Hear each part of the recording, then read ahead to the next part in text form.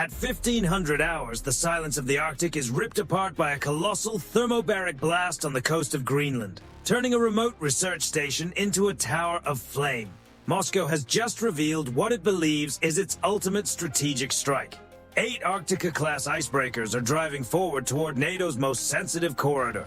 This is not being presented as a routine operation. It is meant to sever the line that connects America and Europe. The Kremlin is confident, even smug.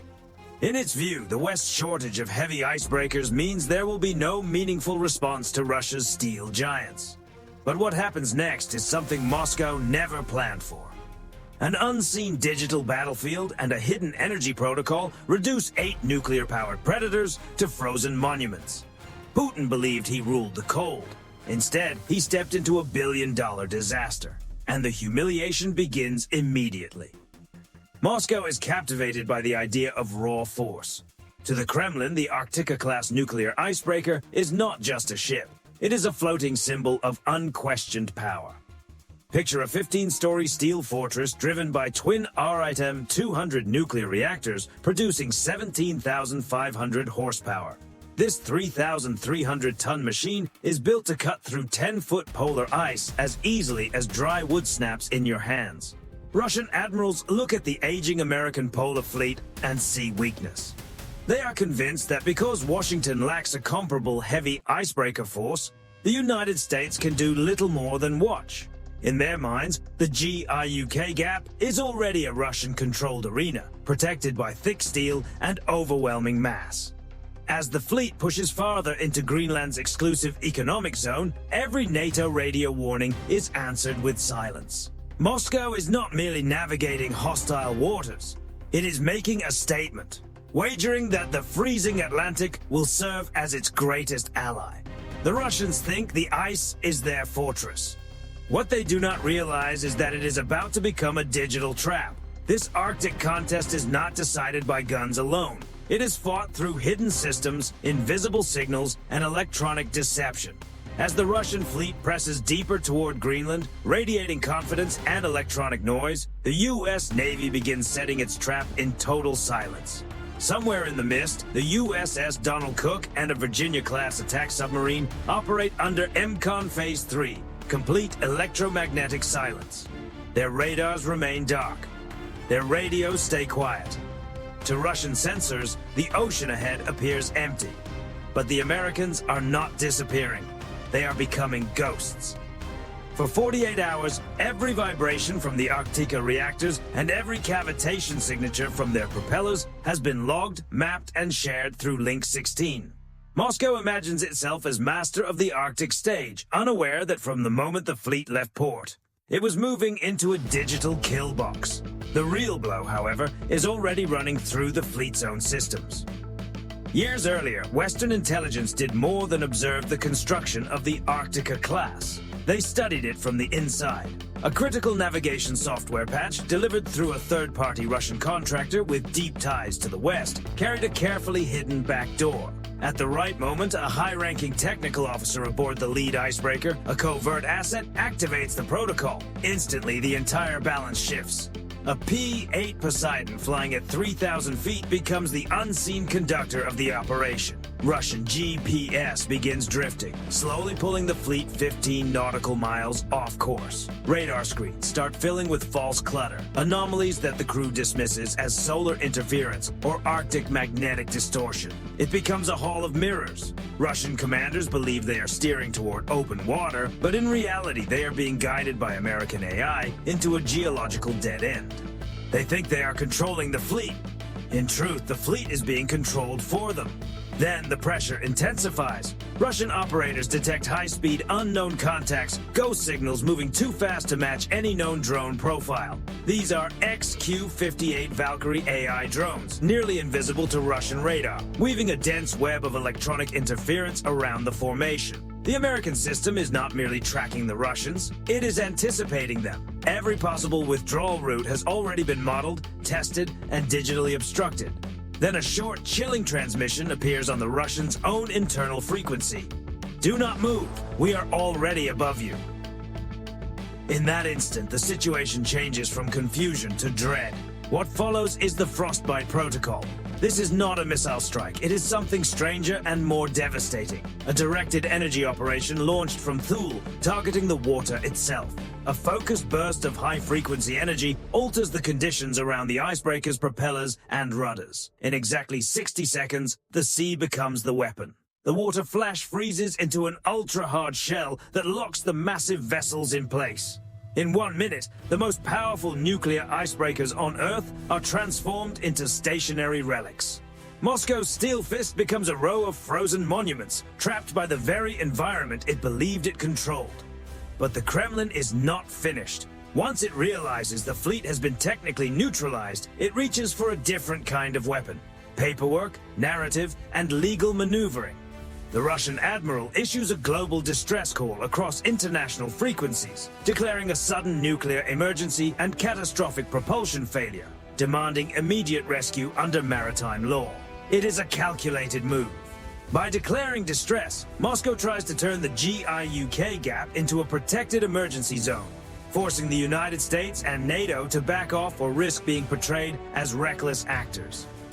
Russian state media immediately floods the airwaves with dramatic footage of sailors standing on icy decks, framing the West as the aggressor and warning of environmental catastrophe. Washington answers with a single cold statement.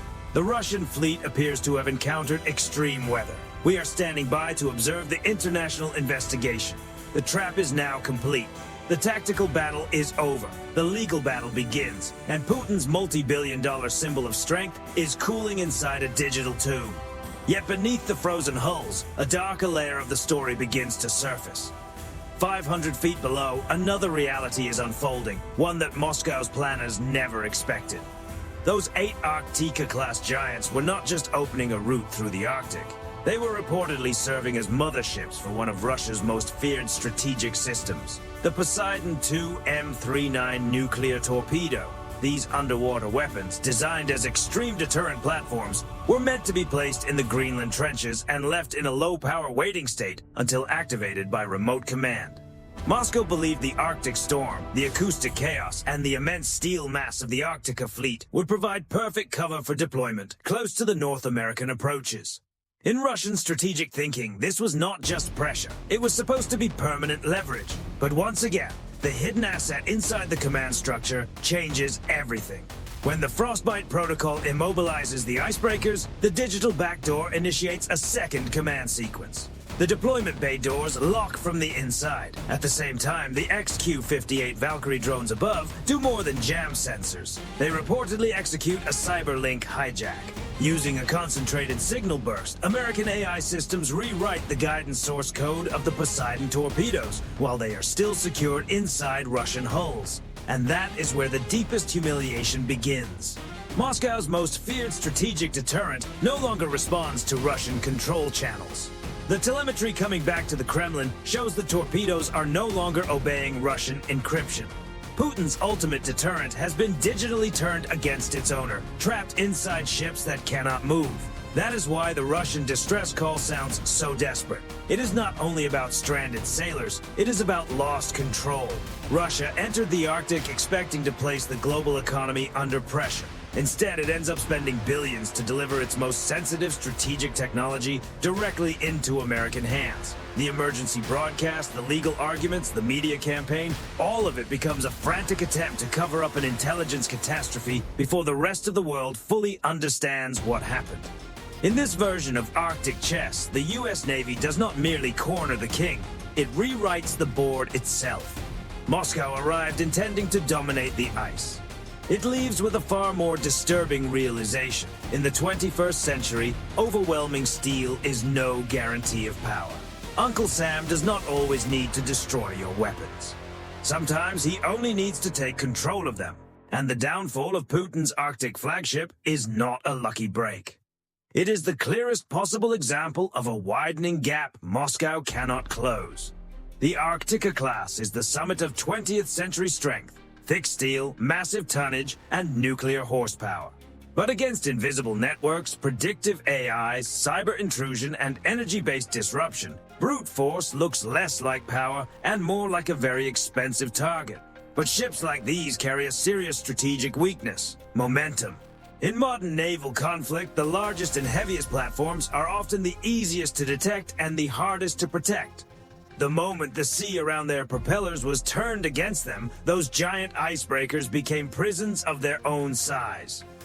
Moscow entered the confrontation with brute force, only to discover too late that raw mass means very little against an enemy you can't even touch. That is the hard truth of network-centric warfare.